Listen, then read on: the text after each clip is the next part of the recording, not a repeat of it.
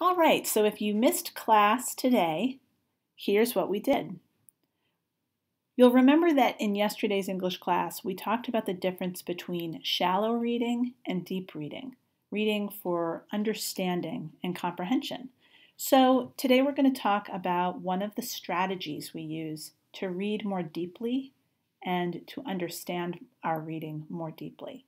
So this is called contrasts and contradictions.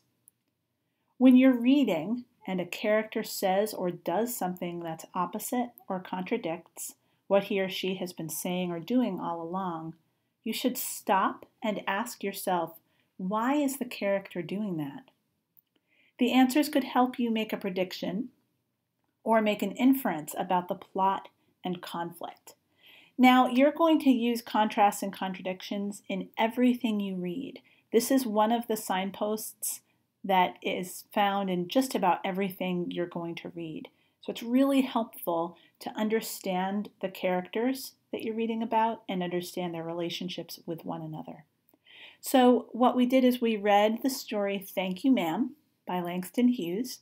Many of you read this last year in 7th grade, but that's okay. It's a nice short story, and we get a lot out of it. This is a rich, interesting story. So what I'd like you to do now is go ahead and read down to this line here. Then it will get washed this evening, said the large woman staring up the street, dragging the frightened boy behind her. And remember, this story is also available on eBackpack. So go ahead and read that, pause this video, and then come back to it when you're done. Okay, so we're going to stop at this moment in the story. And this is definitely a moment where we see a contrast or contradiction, right?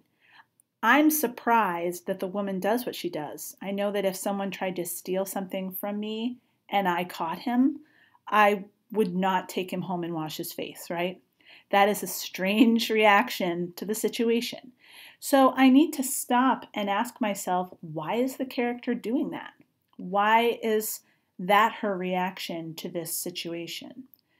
I don't know enough yet, right? I need to keep reading the story, but it's important that I stop whenever I see a contrast or contradiction and ask myself that question. So the next section you're going to read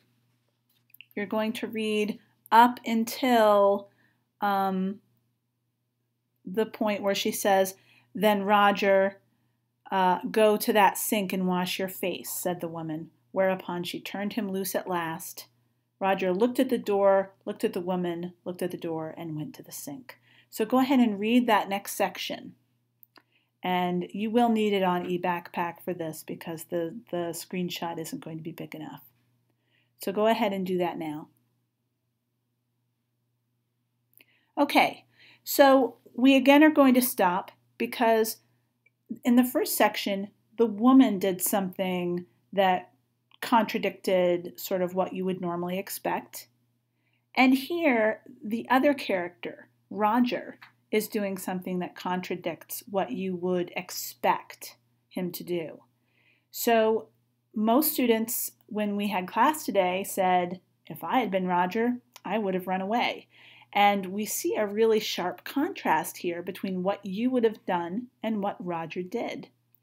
So be thinking at this moment, why did Roger act in this way? Does it tell us something about his situation? Does it tell us something about his relationship with this woman?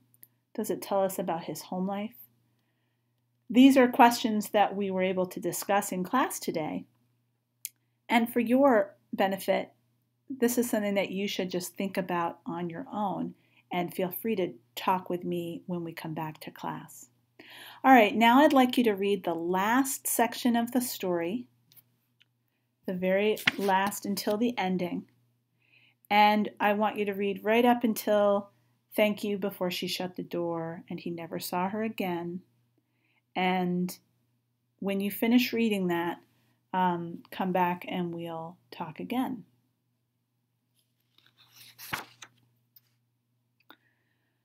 So once you get to the end of the story, our head is full of thoughts, right?